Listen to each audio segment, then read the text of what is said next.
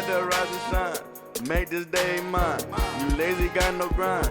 If you ain't talking money, please don't waste my time. Okay, so as the homeowner, but what about as us?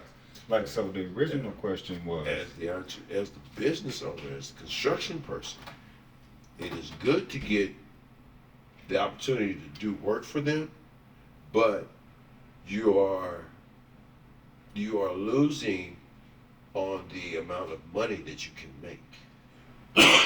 it's a so my question was direct. It ain't had nothing to do with the city. My question was direct. Why aren't black folks hiring black folks? That's my question. My question is, how come there's black folks over these big old projects and I don't see no black folks on these projects? Let me make this thing real plain. Yeah, okay. Yeah, all right. So I know why the city. Look, I know why the city gonna give us crumbs. The cut and dry of it is that we don't have the big names to be able to get in bed with the city or to get into bed with a new business that comes in town that needs a $1 million or $2 million building built. We're only big enough to be able to get a piece of it, okay, from the other white bigger companies, good handful of them general contractors. Mm-hmm. They will give us, if they have federal funds, they'll give us that MBE, that minority business participation. You'll get a percentage of it. And it rolls off my tongue, but when I look at it, I become so disgusted, because when you talk about being a minority business enterprise, mm-hmm. and you expect as a minority that if you got the credentials, if you got the experience to do this, put me in the game, coach. Right. Give me a chance, coach. Right. But the way that Missouri has set up with their MBE program is, if you are a portion or a fraction of Native American, even though your skin color would be classified as Caucasian, if that you've been Caucasian all your life till it's time to get this grant. I mean, till it's time to get picked on this general contracting position. Come on. Okay. So then all of a sudden you got a 32nd of a native in you. Thank you. 7 grandparents down the way. Come on, man. When it was really the maid. Real you get the job. I get it. Jefferson type stuff. You know what I'm saying? I get it. I mean, and it is the truth. It is what it is, bro. And that's the unfortunate thing, because. So what about the private sector though? Because like there's churches around here that's having $2, $3, $4 million projects going on, and I don't see. I'm just keeping it real. You know, we church boys, so I don't see. Shout out to Law Providence Missionary Baptist Church. Shout out to the little Lord. Country church way down in the sticks. Grateful for them. 4500 Law Providence. Yes, sir. Pastor David P. Ballenger. First Lady Sister Sandy Ballenger. Oh, I know them folks. And where my brother preaches. Yeah. Amen. Yeah, amen. Associate pastor. Shout out to them for giving me the opportunity to undertake an expansion to their church, about 3,000 square feet. We were able to build it from the ground up, and it was built by blacks and whites. But as Nehemiah, me, my wife, our boys, my brother, and my family was able to put it together because they trusted the skill set that was birthed in me, that was given to me. I was able to complete that building, blessed by God to be able to complete that building. And it stands as a beautiful staple out in the middle of the woods right now as an addition to the sanctuary. And honestly, I can't remember what it looked like before the building was there now. It's amazing, man. Boy. But I tell you,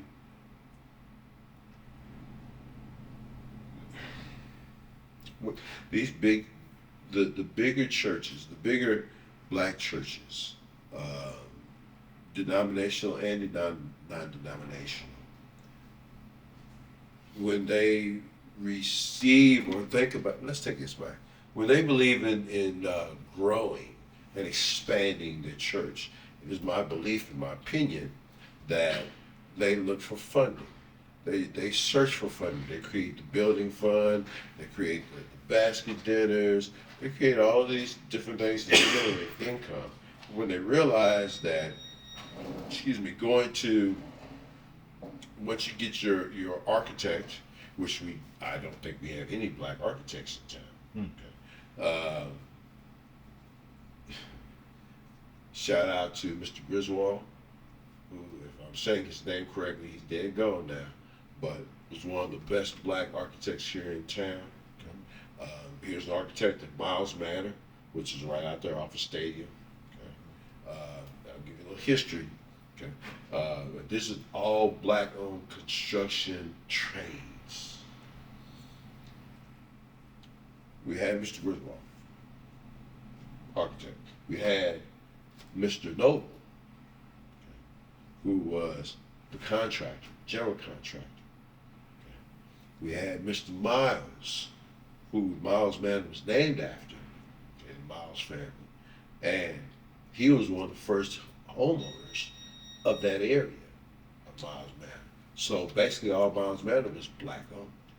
Mm-hmm. You had Lonnie Ratliff, who had Ratliff's Heating and Cooling, black entrepreneur, black businessman. Just to name those four and to look at those decades, those generations before us, they were able to be trusted to do the work, not only in the community, but also gain the ability to do work in the public sector of Columbia. Okay. The reason why, and Grant, okay, Mr. Ratliff, okay, Eric Grant, the general contractor, were able to do big church projects because they were like progressive Missionary Baptist Church. Mighty Ratliff did that addition. Right. He did some additional work on, I believe, Second Baptist as well, as a black contractor. Did a lot of residential stuff. People trusted him, but it took them time to trust him. Our people time to trust him. Longevity. These days, though, now I believe that since there's so few of us, and since we don't really have I would almost say the outreach like other big companies have, they tend to not look at us. And then it makes it even harder when you are from here and you have a history here in this community, as I do, that I'm still continuing to be judged off of. Right. That's a big thing. So, just to recap, what I hear you saying is it's possible, but it takes a whole lot of time, and you have to be loudly capable of handling many different things. And then if there's any type of reproach, if there's any type of history, the judgment takes precedence over the experience. Okay. I believe we've been brainwashed. I'm sorry. No, okay. I believe we've been brainwashed to believe that since there's so few of us, mm-hmm, and so many other white companies, that the white people can do it better than us. I think so too. We don't get the chance or the opportunity to prove unless we find someone that's willing to say, come in and do this for me. You know what's so crazy? Because that's honestly, I wasn't gonna stop the history lesson because I'm not from here, and that's fascinating to know. And I didn't know that the brother built the addition on the progressive. So shout out to the Ratliffs. Shout out to that whole family too. But how I feel, the basic consensus that I have is there's not been a progressive movement here yet. There's still a real conservative inferiority complex when it comes to black businessmen, black business relationships, and black companies. The my own personal consensus is this: I have to fight our people to fight for our people. Sometimes, Yeah, it's true. you know what I'm saying, and that's a hard one. I have black men that don't want to fill out tax papers because they think that's some kind of trick to get paid.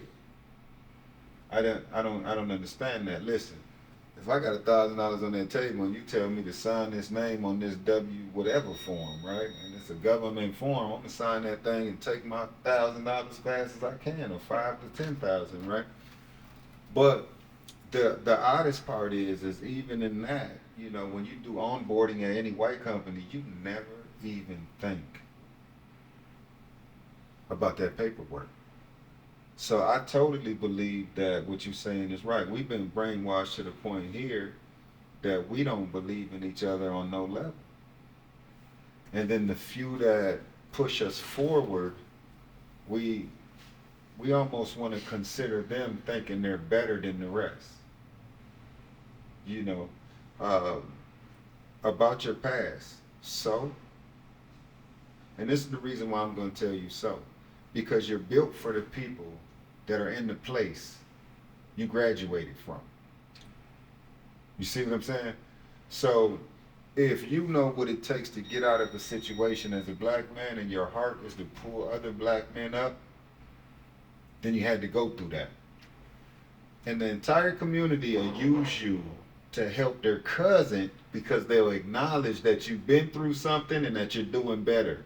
But they won't use you to build their house because you've been through that thing that they're acknowledging you can help their cousin with. I get it. I get it. So, and that's why I ask the questions that I ask, because I'm probing like never before to try to get to the answers on how come, you know, this Willie Lynch syndrome is so real. And a lot of people are like, Willie Lynch has been debunked. Why are you stuck on Willie Lynch? Well, the black man that they say wrote the Willie Lynch letter did it because he watched his people. You see what I'm saying? So if he wrote that third party letter to be like, yeah, this is how Willie Lynch told white slavers to do it, and then it was debunked later, it didn't take away from the merit of this is how we're behaving coming out of slavery. This still has us under that thing. So I always refer to people as like victims of Willie Lynch syndrome because I can see it. You know, there's certain things in me that I can see that I've been fighting through because I don't want that casted on the next brother. But in business, it's hard because how do we have economic independence if we won't hire one another? How does that work? How are we going to eat without somebody feeding us? If not feeding us poison.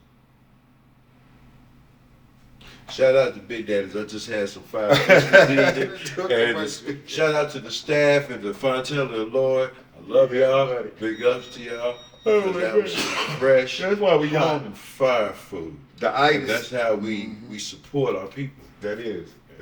We instead of going to the taco shop or instead of going to a fast food joint, go down there and support your people. Get you some real food. Yeah. I tell Papa do that all the time. I tell Josh that all the time. Look, man, let me get it. Now, we're going to get into this too because I'm almost guilty. But let me tell you something. When he put them 2 pieces of fish in my little tray to go, I really be wanting 3. But I don't be wanting, you know what I'm saying? I don't be wanting to say. So shout out to Papa Dudes. That, of course, Big Daddy knows I love him to death. When I come get that catfish, it be woof. But look, Papa Dudes too, man. I never ask you for a 3rd piece of fish because that just ain't right. But if you happen to slip one in there, I ain't gonna tell nobody. Right. I ain't gonna tell nobody. Don't even trip. It's a great commercial for them. So what do you think though? How do you think we get through what I call the Willie Lynch syndrome? How do you think we can start to circulate our money in these black businesses before we let it leave the community at least 3 or 4 times. You know, we were looking at these questions, right? Let me be transparent. Can I be real transparent? Yes, sir. So I was preparing these questions, then I preferenced them against the AI tool, right?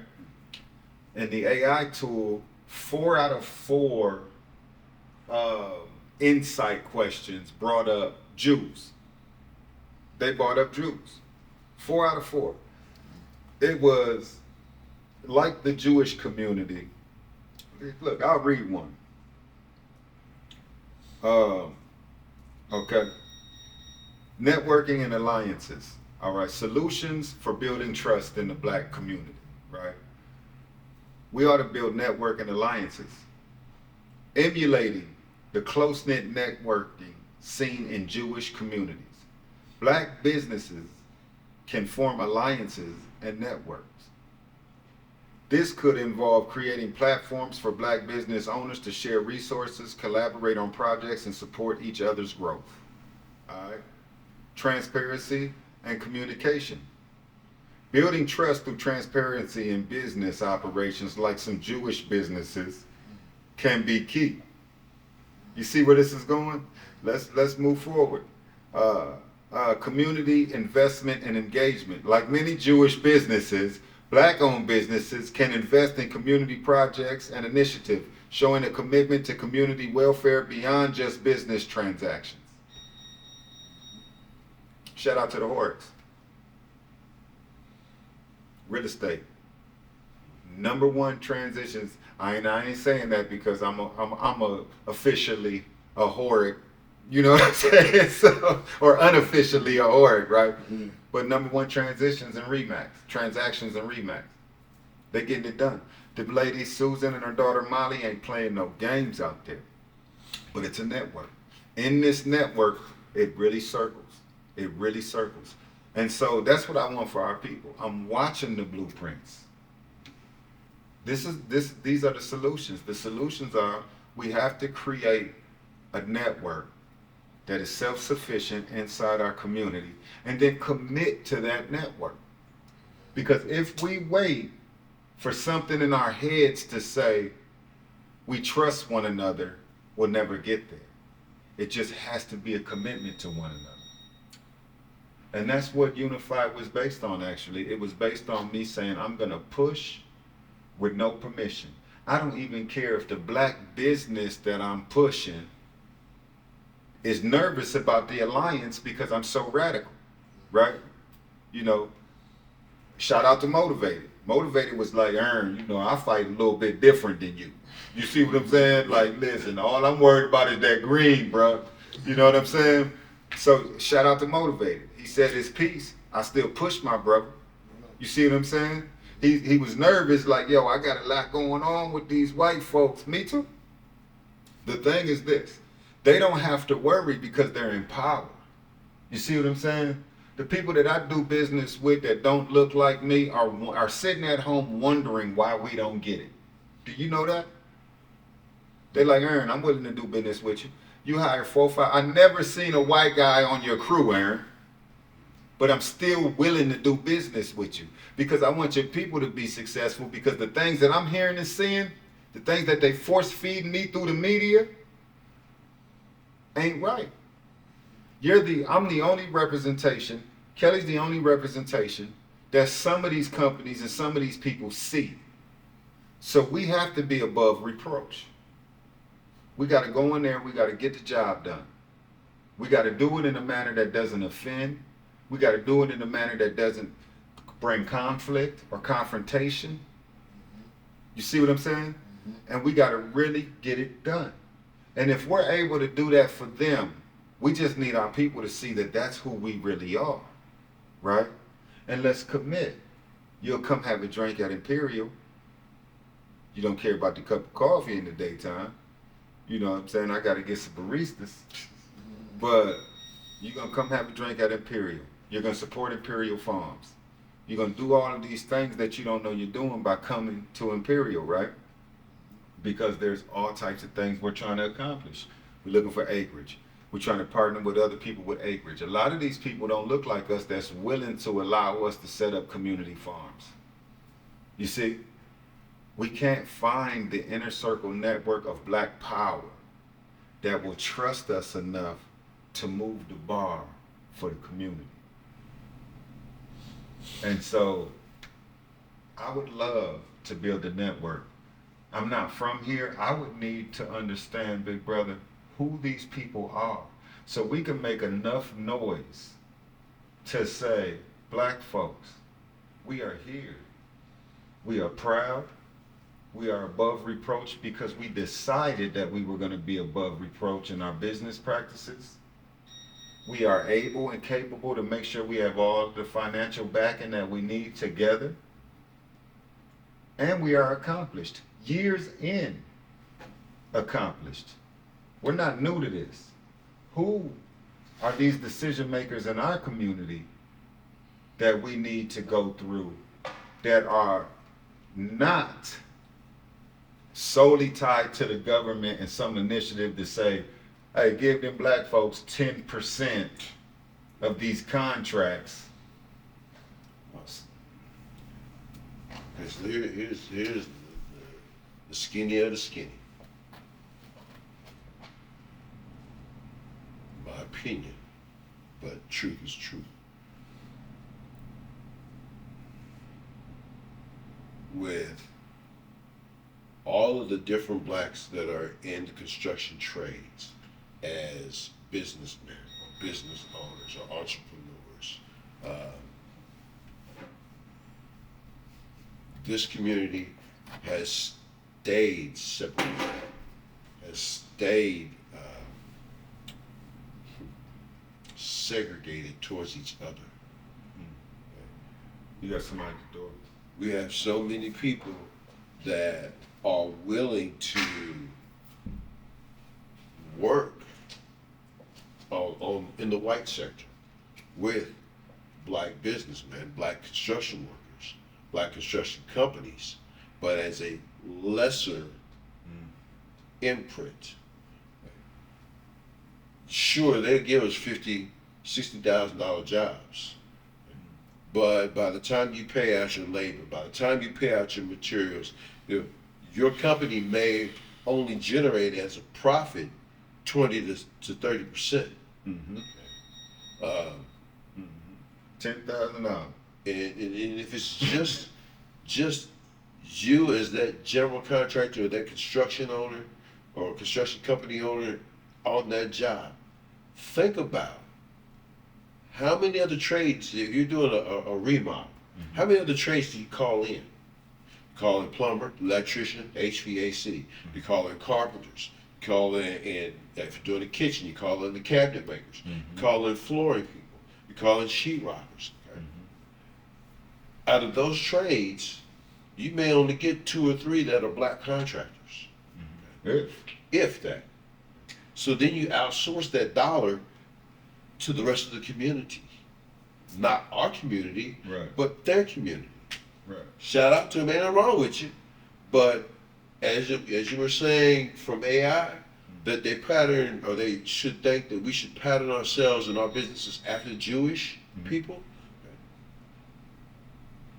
Actually, in my train of thought, as I sat and I listened to that, look at how the Jews do business. Look at how frugal they are. Look at how tight-knit their community is. Look at how much they are for their community, 100%. And probably will not spend a dime outside of their community because everything is encompassed in their community. When's the last time you heard one backbite another one? Never. Ever. Have you ever heard in this town a Jewish man backbiting another Jewish man? Never. I mean, honestly, never. I needed somebody to tell. If you have in this comments, let me know. Unless it was like the Beastie Boys and they was in some battle rap, you know what I'm saying? Type of thing out of Brooklyn or the Bronx or something, you know. But in this community, I've never heard that. Bro, Muslims. When's the last time you heard a Muslim brother backbite another Muslim business? It- It don't happen. it- you see what I'm saying? So if they're not perpetuating those behaviors, what are they doing? They perpetuating success in one another. We are the only race that brings our own people down. We're the only people that will not believe in its own resources. Mm. That I've stated this years before to another black contractor, shout out to Herman Hinkle. Years ago, I stated we should come together as a unified group to create a general contracting. I remember. Come on now. I remember. General contracting giant.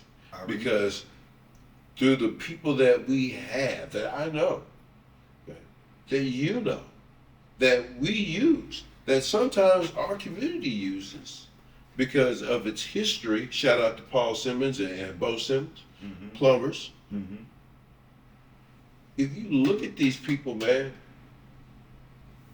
we can do a $6 million job that Coil Construction's doing Right. for a local church. So But the community has to come together in a full circle to be able to support our ability to be able to come together as a unit to be able to do that type of job. And I mean by that, saying that it starts with, in this, let's start with churches. Okay? A church, again, will have that building fund. They'll want to do that big job. They'll want to get that addition done. It may cost $1 million, it may cost $6 million, it may cost $10 million. But they're going to outsource to a white company because they believe that we don't have the ability or the resources to be able to do that job. right. Or the knowledge to do that job. But if I broke it down to our people and say, look at how they're doing it. Now, if I show you the same thing, the same outline, show you the same type of work, the same type of paperwork, even use the same type of people, except for they look like us, in them trades, as a general, why would you not give me that job? Not even give me. Why would you not even allow me to come to the table to bid on that job? You know why? Because you refuse to look inward to move your people upward. That's why. You know, it's one of those things to where if you don't believe in your people for yourself, like if your heart isn't in this thing for your community, right? You would blame God for not even using your people. You would say something like, well, I don't want to lose my blessings, right? I gotta make sure that I'm responsible with the blessing God gave me. So I'ma hire the best fit for the job. And it won't look like your people. And when you say that, what you're saying is, I'm gonna hire outside of my community because I don't believe that God even sees my people as the best fit for the job. And people might be like, no, Aaron, that ain't it. Fuck that. Yes, it is. Flat out. You know what I'm saying? Your insecurity has caused you to believe that that brother, or this brother, or you are not worth the blessing. You know. Sorry, but no, I'm not sorry. That's the truth. That's how I feel. And so, and the only real reason why I feel like that is because I haven't been out of construction work. In fact, for the little company that I have, I'm always behind. Why? Because the people that hire me don't look like me. And they love my work. So they keep hiring me and hiring me and hiring me and hiring me, and then saying, Aaron, can you move a little faster? I got another one. I got another one. I got another one. I got another one. Yeah. But there's one problem. Had to rise and shine. Make this I'm day trying to hire mine. people You that lazy, look like got me no to grind. fulfill the contract. If you ain't talking money, And the please people don't waste that my come that time. look like me, they won't stay. Even though I look at what's going on and where they're at, and I get them $1 more than the white man gave. A general laborer with me makes $1.75 more than the white man gives. $1.75 more than the white man gives. And so, with that said, it took a long time for my company to get it together on this level. But now that I'm on this level, I'm starting to see other issues. And now that I'm looking inward to say, I want to really support black men and black families the same way he supported me, I'm seeing what the problem is. I used to refuse to hire anyone else, right? Because I thought I would be doing the community a disservice. Then I couldn't find brothers to hire, right? And so I believed other people when they was like, man, get you a couple white people, get you a couple Mexicans, stuff like that. Well, I did that too. Same problem, right? So it had nothing to do with the skin tone.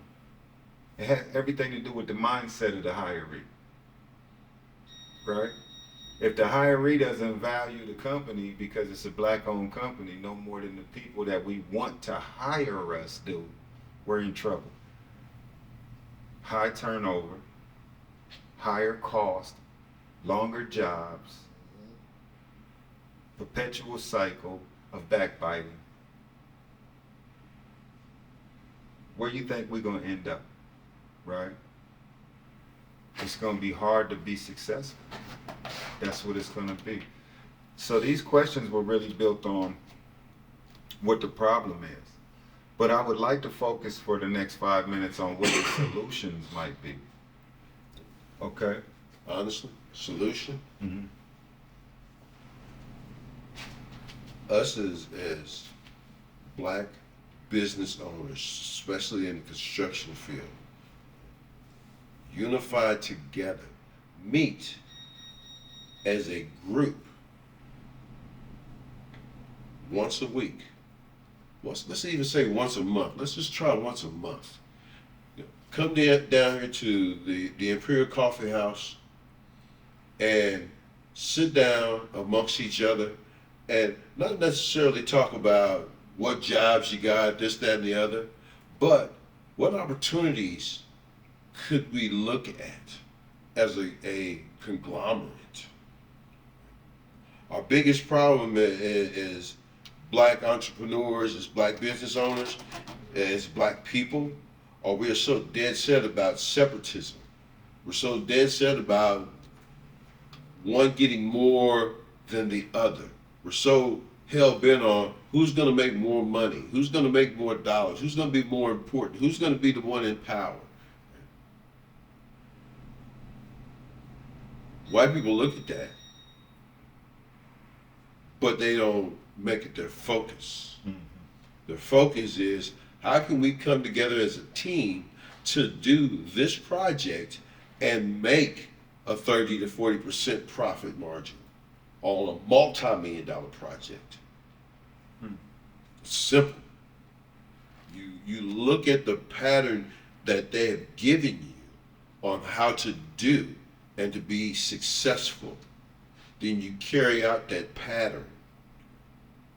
If everyone in their respective trades was able to say, okay, I will come together as a unified underneath whomever is deemed to be voted in as CEO, understanding that everyone has an equal stake or an equal part or an equal share in this business as their own set entity, their own set skilled trade, okay, you're responsible for that trade. I'm not going to encroach on your trade. If you say your trade is this number, and we plug that number in with the overall number, then we're going to look at that. We're going to say, okay, dig, this is your money. This is what your trade says. This is the percentage that the entity has put on your trade. Okay? Understand that that percentage on top of what your trade is goes back to the entity or the business that has been created amongst us all.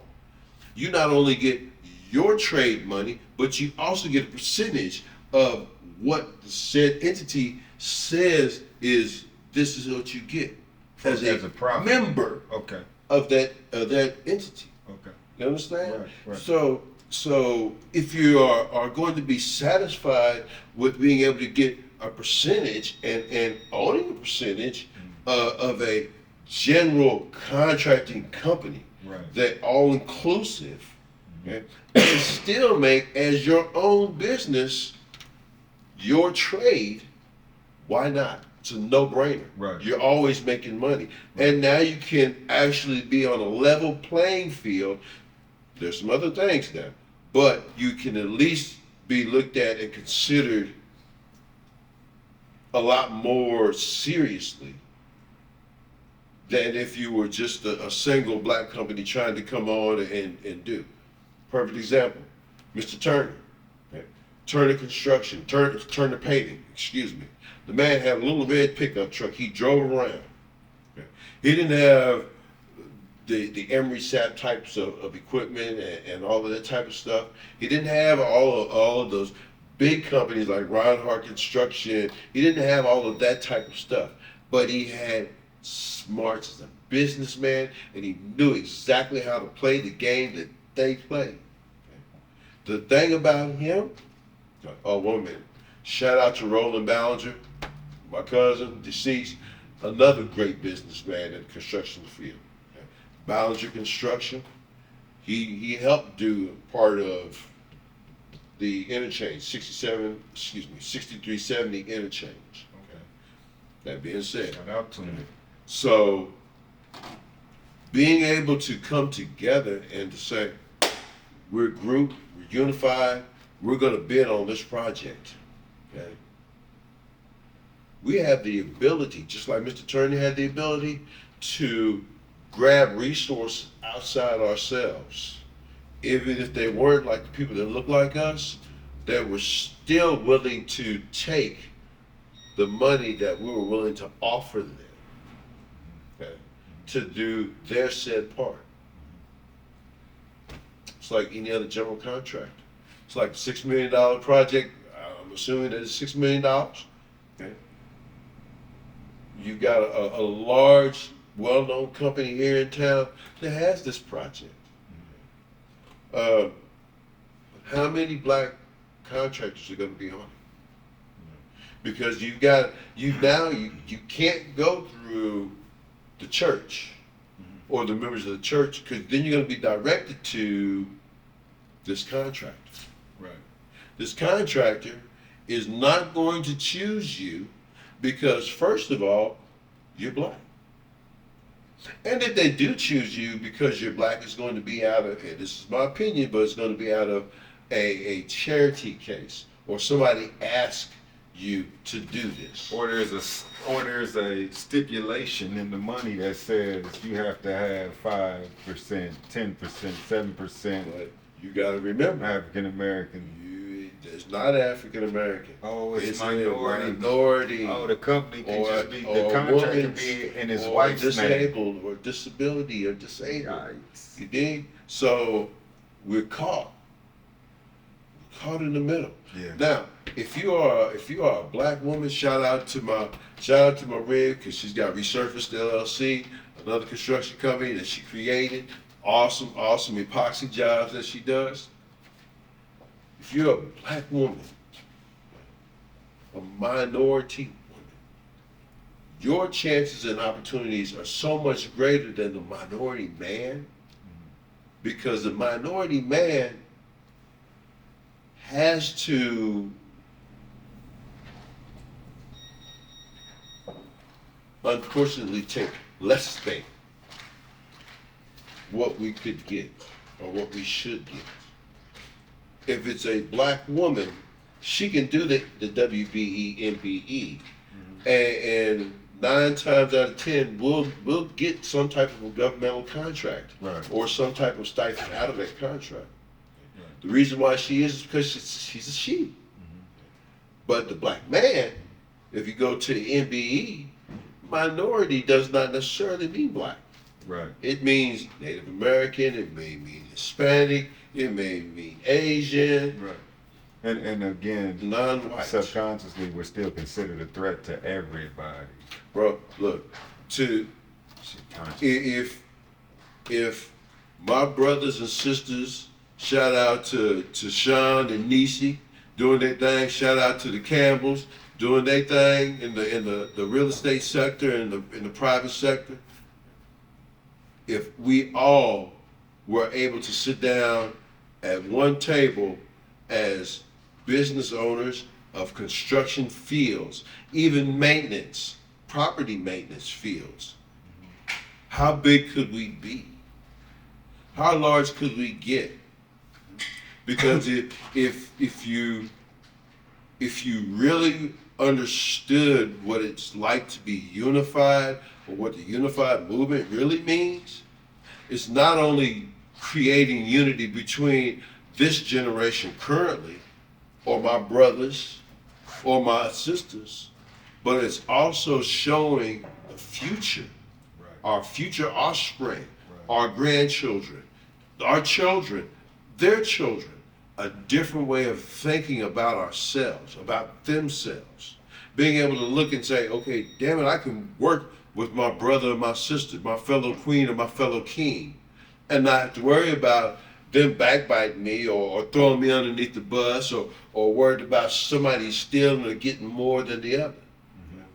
Such a selfish mindset. But if you look at the white companies, they don't give a fuck about that. Fact. They care about the money. Let's get to the bag.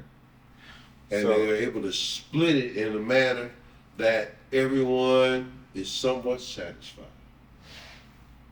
I think that we should go ahead and do a unified in construction business networking event.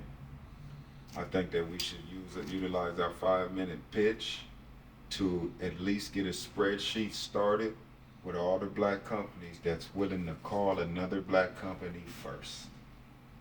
And then we network with those names to get an overarching LLC that lines out a bigger company for the purpose of competing with those larger companies that exist that don't look like us. I think that would be a great solution. I'll work on that, and we'll see that drop within the next 30 days. Remember too, that it's not only just the contractors of the construction people, but it also falls on the people that look like us in the financial sector. You They know, have Ray some Hall, type of pool. let me tell you, Ray Hall is working on that right now. He's working on an black investment group that hopefully I can sponsor here to come on in here and decide some opportunities to invest in for all of us to come in. We'll be invited. We'll be in that calling. But shout out to Ray Hall. Yo, Ray, I love the podcast mics, by the way. Shout out to Ray Hall for the podcast mics, man, contributing whatever he could. Be on the lookout for our new not-for-profit serving the kids this summer. I hope we got everything we needed to get our grant in, and we got something big coming. We're utilizing Dream Tree. We ain't letting it go nowhere. We're gonna get ready for audio, visual, and all the other arts that come with it. So shout out to Dream Tree. Shout out to Ray Hall. We're gonna conclude this podcast. We appreciate everybody that tuned in. This one was serious. This one is about black sustainment. This one is about being unified in the construction business, in the construction industry, and how we can get over some of these hurdles. One more thing. Go ahead.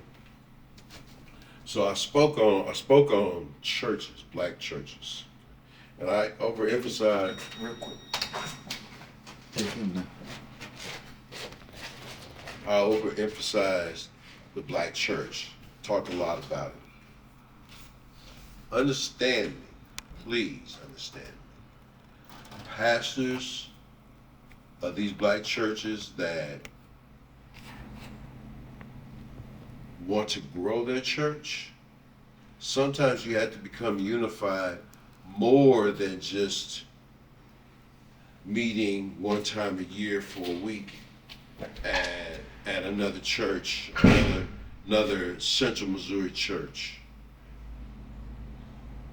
If you know of a church that is in need of construction work that needs to take place for that church to at least operate, whether they have 2 members or 2,000 members, if that church house, that building, that structure is in need of repair,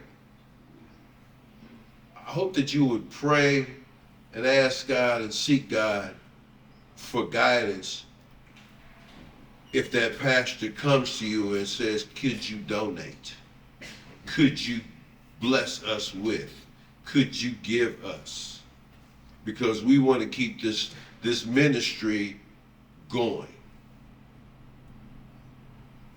Share how you got this money. Or if you can't share how you got it, share the money with them. But don't solely rely upon the government grant to give you money for it, but rely first upon your own church. Rely upon the churches as a unit to come together. It is so important if we're going to call ourselves to be unified people of God, or to be one nation, black nation, under God, as we should know him, then let's unify together as a people, and let's build as a people something strong and sustainable and comparable with the rest of the world. Let's not live in the shadows anymore, but let's step out and be bold, be strong, be intelligent, and most of all, be fearless, kings and queens. Much love.